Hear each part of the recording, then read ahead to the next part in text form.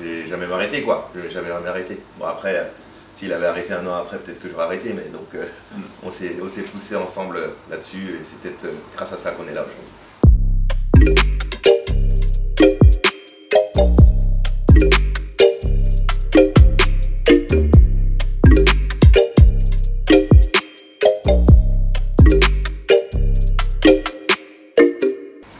Salut, moi c'est Bassam Aouem, 36 ans, donc, je fais de l'escalade de vitesse, donc, ça c'est ma discipline de prédilection, qualifié pour les JO de Tokyo 2021.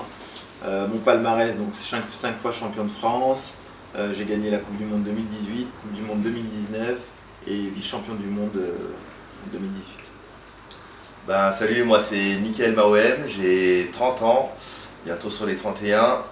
Je suis en équipe de France d'escalade de bloc, qualifié aussi pour les Jeux Olympiques avec le frangin.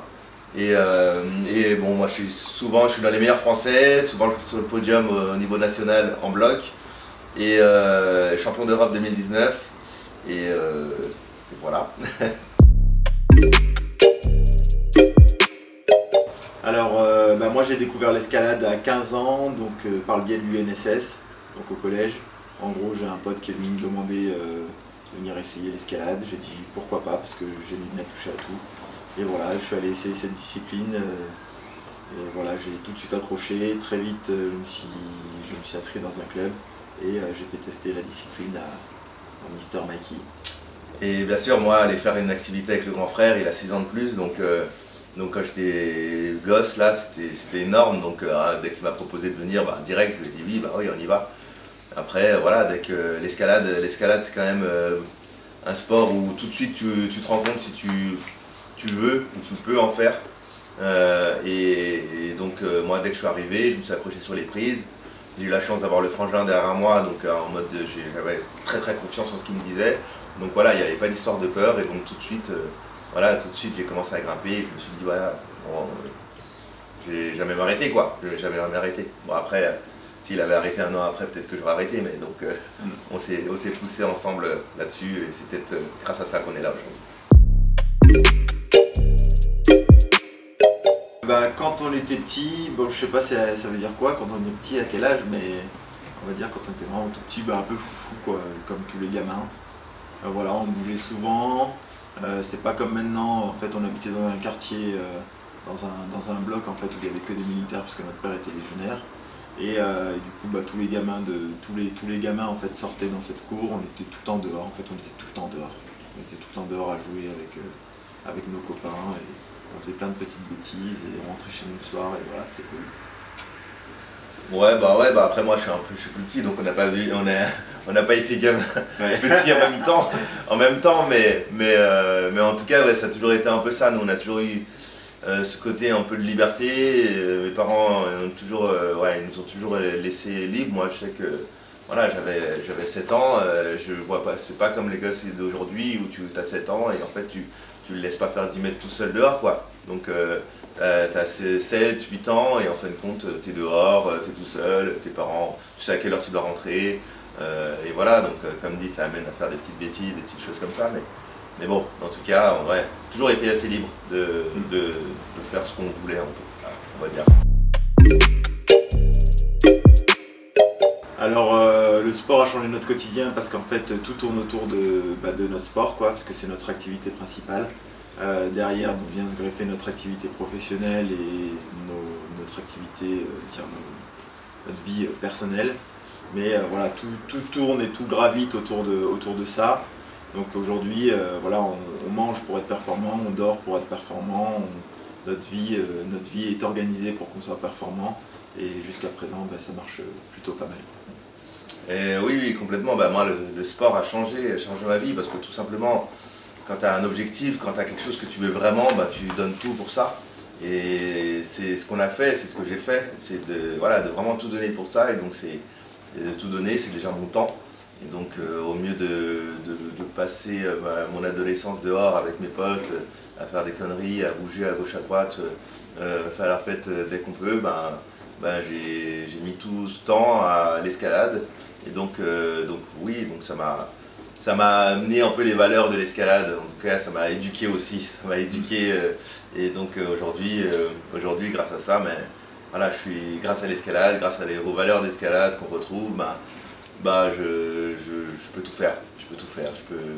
Si je dois changer de métier, si j'ai envie de faire quelque chose, je sais que je vais réussir à me donner les moyens et que je vais y arriver surtout.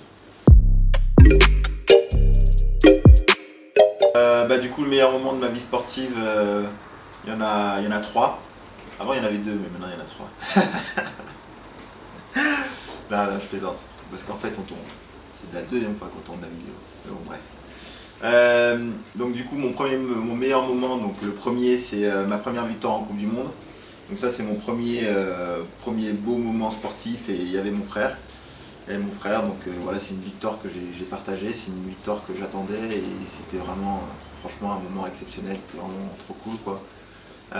Deuxième moment, c'est la qualif de mon frère au JO. Donc on est parti donc, au championnat du monde 2019, c'était en août 2019.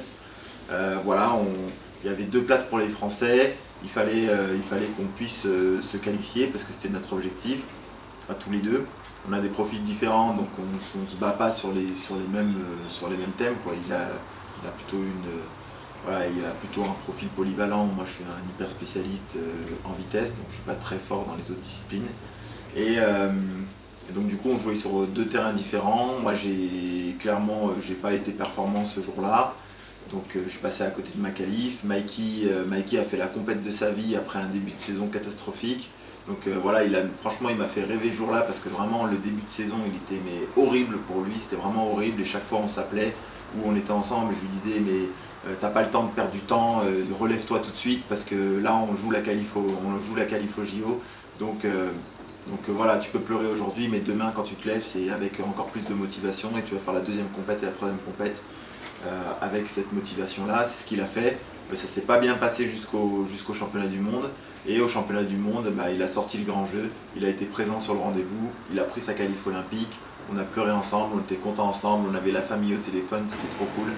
Et voilà, ça c'est mon 2e meilleur moment. Et le 3e meilleur moment, c'est ma qualif olympique. Donc après la qualif du petit frère, j'avais plus qu'une seule chose à faire, c'est réussir à me qualifier.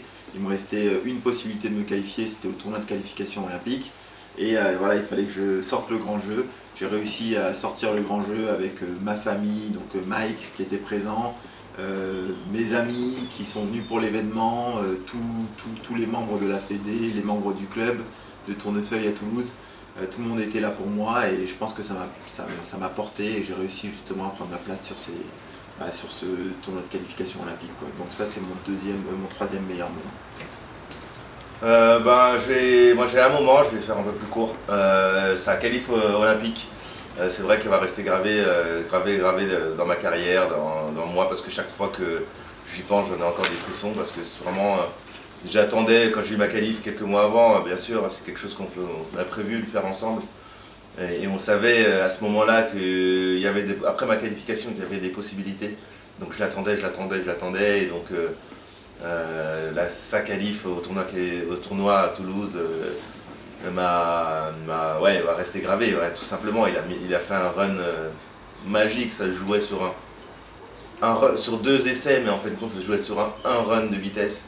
Il fallait qu'il fasse quelque chose de dingue, et il l'a fait à ce moment-là, et très proprement, et vraiment ça restera gravé, je pense, chez moi, mais chez beaucoup de gens. Je pense que toutes les personnes qui étaient là, tous les Français qui étaient là, vont s'en souvenir de ce moment-là. Plus gros fail, donc il n'y a pas vraiment de fail sportif, mais il y en a eu un petit quand même. C'était une interview que je devais faire en anglais avec des Anglais. Moi je parle pas du tout anglais, je comprends 1 mot sur 10. Du coup j'ai essayé de comprendre, j'ai essayé de répondre, et c'était du grand n'importe quoi. C'était en plus en direct, donc voilà. Ça, c'est mon plus gros fail. Yes, my best fail. Oh non, il fallait parler en français. Non, du coup, non, moi franchement, j'en ai pas trop, parce que réellement, je pense que je suis tellement. Aujourd'hui, toutes les erreurs que j'ai pu faire, tout ce qui a pu se passer de moins cool dans ma carrière sportive, j'en suis fier, parce qu'en fait aujourd'hui je suis encore là malgré tout ça. Ça fait des années qu'on est en équipe de France, ça fait des années qu'on voit des gens passer, tenir 1 an, 2 ans, 3 ans, ou tenir 5 ans et en fin de compte, hop, il se passe quelque chose et hop, ils arrêtent. Voilà, aujourd'hui, moi je suis clairement fier de tout ce qui s'est passé, toutes ces bêtises que j'ai pu faire, toutes ces choses que je fais encore. Et parce que en fin de compte, malgré ça, je suis encore là. Voilà. Comment on est parvenu à progresser? Bah, c'est simple, hein. En fait, on a toujours eu en fait, quand on a commencé l'escalade, bah, on voyait ce qui nous manquait, et ce qui nous manquait, c'était des bras. Alors du coup, bah, on a installé des poutres dans notre cave, et on a commencé à faire des tractions, et on a fait beaucoup de tractions, et ça a été en fait, c'est notre fil conducteur dans l'entraînement, c'est d'avoir une grosse base physique, avec un très bon rapport poids-puissance. C'est ce qu'on fait, on aime faire des tractions, on aime bourriner, on aime forcer, et voilà, on a mis l'accent dessus, et ça marche. Carrément, bah, je pense qu'il a tout résumé. Voilà, on s'est entraîné, on a fermé les yeux, on s'est accroché, on s'est dit bah, qu'est-ce qu'il nous faut, bah, vu qu'on s'est entraîné avec nos moyens et on n'en avait pas beaucoup, donc on s'est juste posé des questions simples. On fait de l'escalade, qu'est-ce qu'on fait quand on fait de l'escalade?